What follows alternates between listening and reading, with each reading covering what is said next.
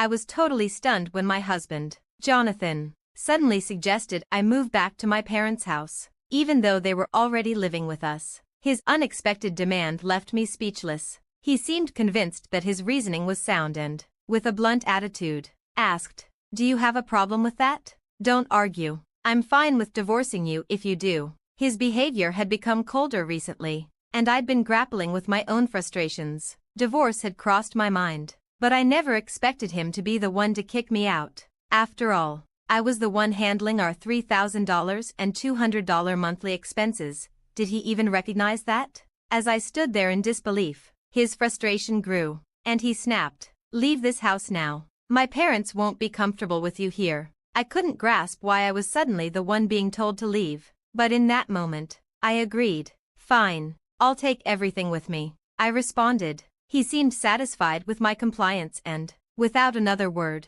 said, "Then do it," before walking off. Without hesitation, I reached out to a store to sell my things. "I'm Betty, and I live with Jonathan, who is 3 years older than me. We met through mutual friends, and what began as a casual introduction turned into an entire day spent together." Jonathan shared his dream of becoming a voiceover artist, and I was captivated by his deep, calming voice. I've always been fond of such tones. He must have felt the same. As we exchanged numbers and started planning more outings, before long, we were in a relationship, though it never formally came up. I had just finished college and started my career, and dating someone with more life experience like Jonathan felt exciting. My friend Laura had some reservations about our age gap, but I brushed it off. "It's only 3 years," I reassured her. I genuinely liked Jonathan and felt confident he cared for me. Laura eventually warmed to him, trusting my judgment. Jonathan and I had been together for 2 years when he brought up marriage. I'd already told my parents about him, including his age, and they were eager to meet him, hopeful for our future. I often wondered when he would propose, and in his usual style, he did it during one of his visits to my apartment. We were just hanging out, enjoying each other's company. It wasn't a particularly romantic setting, but it felt right for us. Without much ceremony, he asked, and I casually responded, "Sure, let's get married." Perhaps we both took a laid-back approach to it.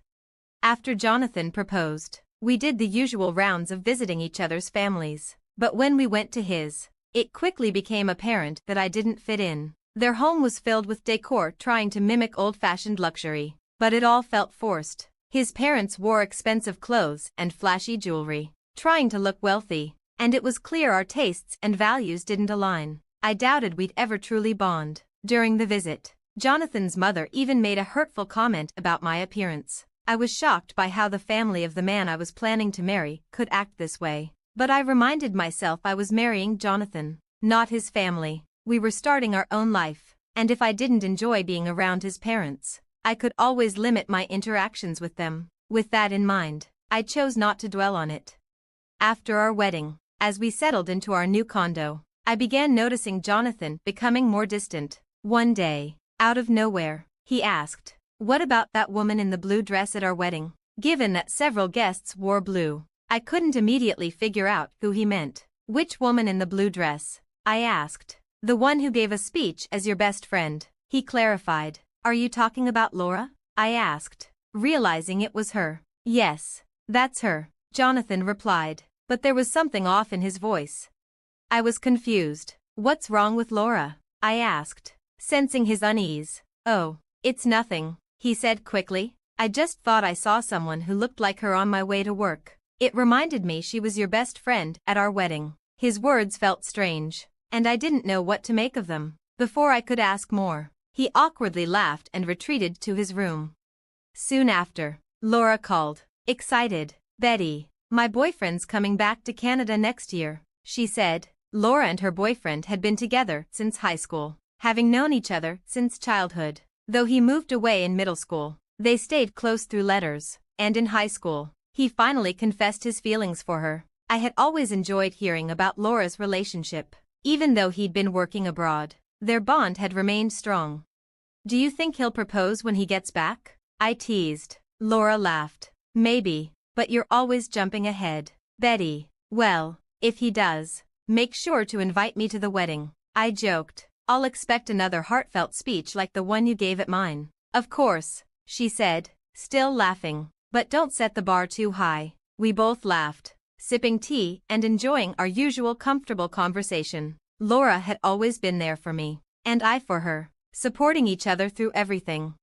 Around this time, I began noticing some changes in Jonathan. He started coming home later and later. Working late again tonight? I asked one evening as he walked in. Yeah, why? Do you think I shouldn't work? He snapped. Jonathan had never let go of his dream to become a voiceover artist, and though I admired his passion, it was starting to take a toll. He juggled part-time jobs to fund his training, but all his earnings went straight to that, leaving me to cover all of our living expenses. Saving money together was impossible, and the strain was becoming more obvious as his hours at his part-time jobs increased. My concern grew. You've been working too much, I said gently. They shouldn't be making you work overtime like this, especially for a part-time job. He dismissed me, unwilling to discuss it, but deep down, I knew his relentless pursuit of his dream was creating a rift between us, both financially and emotionally. One day, I finally spoke up. I'm really worried. I'm fine. More money is always better. Keep your opinions to yourself, Jonathan snapped. By that point, he had become so distant that he barely acknowledged me, referring to me as you instead of using my name. I had hoped marriage would bring us closer, but instead, his words became sharp and dismissive. The gentle voice I'd fallen for had turned cold and harsh. Jonathan had also started drinking more, and his voice sounded hoarse at times, troublesome for someone pursuing a career in voice acting. Yet he showed no interest in changing or discussing his health. Conversations became rare, and soon he avoided me altogether, even when we were in the same room. Amid this tension, Laura called to say she needed to talk. Eager for a break from the tension at home, I agreed to meet her. We met at a cafe, where Laura carefully picked a booth with a clear view of the counter and staff. You picked this spot on purpose? I inquired, noticing how hesitant she seemed. Yes, she answered, her expression solemn. I wanted a spot where the staff could easily notice if anyone suspicious was around. A suspicious person? Is that really what you wanted to discuss? I asked, my concern growing. Laura nodded, her face tight with anxiety. She explained that ever since she left her job a month ago, she'd been feeling like someone was following her. Lately, she even had the unsettling sense that someone was watching her on her days off. The reason she had chosen that particular booth was because she feared the stalker might try to eavesdrop on us. Have you reported it to the authorities? I asked. I did, but since there's been no direct contact, they said they couldn't do much. She sighed. What about your boyfriend? Isn't he coming back next month? Maybe he can help you, I suggested, hoping she had someone who could support her. I planned to talk to him, but I wanted to discuss it with you first. You're closer, she explained, her voice tinged with uncertainty. The weight of Laura's words hung heavily between us, and as I sat there, I realized we were both facing unsettling situations, her with a possible stalker, and me with a marriage that seemed to be falling apart. I understood how desperate Laura was for support. She hadn't seen her stalker clearly, which made the situation even more terrifying. She couldn't tell if it was a man or a woman, and the constant fear was starting to take its toll on her. Determined to help, I kept a discreet watch, hoping to spot the person following her. Meanwhile, I struggled with my own failing relationship with Jonathan, but I wasn't ready to talk about it just yet. Then, the shock hit. The person tailing Laura was none other than my husband, Jonathan. He had always claimed to be working late, but I noticed after his shifts, he would loiter near Laura's workplace and follow her when she left. The realization was chilling. The man who was causing my best friend so much fear was my own husband. Jonathan's actions shattered the image I had of him. The man I thought I knew seemed like a stranger now. The sinister grin on his face as he followed Laura sent a wave of cold dread through me, and the love I had once felt for him quickly turned to resentment. I knew I had to tell Laura the truth, so I urged her to move immediately for her safety. With help from her colleagues, we arranged for someone to drive her from the underground parking lot to her new home, taking every measure to ensure she was safe. As Laura left, Jonathan's anger began to bubble over. My parents are moving in here, so you need to go back to your parents' house, he suddenly demanded. I was stunned by his sudden and unreasonable ultimatum. If that's the case, then I guess I'm fine with a divorce. He spat, his temper flaring. Although I had considered divorce countless times before, hearing him say it so coldly was a harsh wake-up call. The truth of our crumbling marriage hit me hard. I couldn't believe Jonathan thought he could just kick me out of the home I was paying for, $200 a month, every month. Did he even remember that? I gave him a disbelieving look, but he merely snapped. Just leave already. My parents can't move in if you're still here. His words made no sense. Why do I have to leave? I don't understand, I said, trying to hold back my frustration.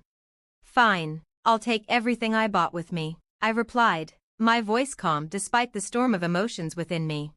Jonathan waved me off impatiently. Hurry up. Then, he muttered as he walked away. Without wasting any time, I contacted a buyback service. The next day, they arrived at our apartment. Jonathan watched, thinking I was simply packing to leave. His smug expression quickly faded when the workers began assessing our furniture and appliances, everything except for the items in his room. Afterward, the workers handed me a quote. The total value is $299,000, one of them said. Okay, sell it all, I responded, without a second thought. Jonathan's face went white with shock. He grabbed my arm, panicking. Why are you selling everything? My parents are moving in. How can they do that without any furniture? I jerked my arm free and stared him down. What do you mean? When we got married, you told me you were broke because of your acting classes. You asked me to cover the rent, the furniture, and all our living expenses. Now, with your parents moving in, you can handle the $3,200 a month yourself, right?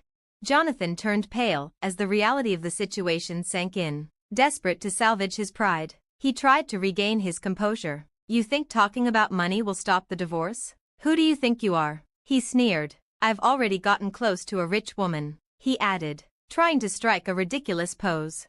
His words enraged me, but I stayed calm, remembering how Jonathan had been stalking Laura recently. If this was his idea of getting close to someone, it confirmed how twisted his perception of relationships was. Laura, who came from a wealthy family, her grandfather a successful businessman and her father his successor, never flaunted her wealth. She lived humbly, just like everyone else. Jonathan must have learned about Laura's background and saw her as his ticket to a better life. It disgusted me that he believed wealth made someone more desirable. But I knew the truth. Laura would never be interested in him. She had been with her high school boyfriend for years, and he was coming back soon with plans to marry her. Jonathan's delusions would soon be shattered, and I refused to stick around to see it happen.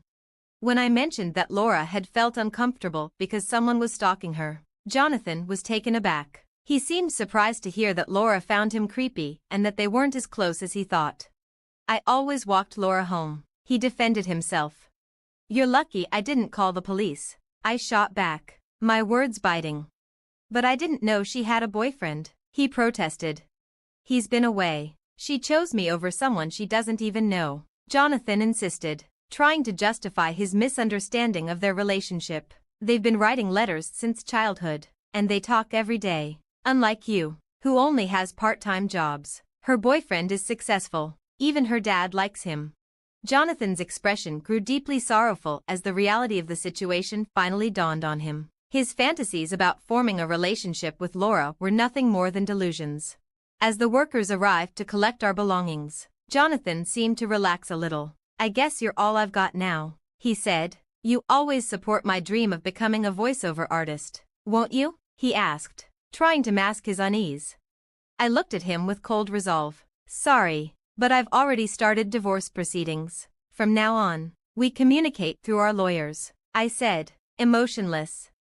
Still clinging to me, Jonathan pleaded. Don't say that. How have we managed all this time? We've managed ever since you discovered that my best friend Laura is wealthy. You've become distant and started spending more time with her after our wedding. I see now that I made a mistake, I replied, my voice steady. Jonathan broke down in tears, but his childish sobs only made him seem more pathetic to me. I couldn't bear to be near him any longer. Enough, I snapped. I've also informed your Uncle Uma about the divorce. You know he's a tough man. Well, he's decided to work for him, which means I can no longer support your voiceover dreams. You barely practice as it is. It's time to face reality and stop stalking Laura. If you don't, I'll call the police. With those final words, I walked away, determined to never look back. For now, I'd stay with my parents, though I considered moving closer to my job if I found a suitable place.